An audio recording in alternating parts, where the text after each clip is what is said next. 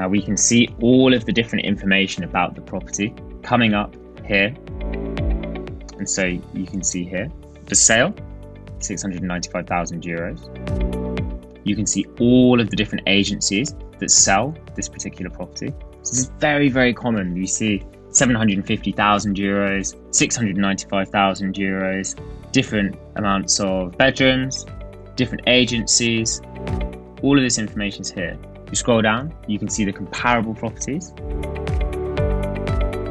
And here, you can see that same information that we were looking at earlier, graphs with segmentation, timeline of the properties. We're able to see when properties had a price reduction, and the whole time of the property since it very first entered the market. You can see here, the 31st of October 2019. Again, graphs that you're familiar with, locations, time on the market for the property segment. And if we go back at the top, we have the photos, easy to click through. And we can also see the characteristics of the property, just under 5,000 per square meter, balcony, garage, parking, garden, storage, exterior facing. And if we go up here, we're able to generate a PDF, again, sent directly to my email.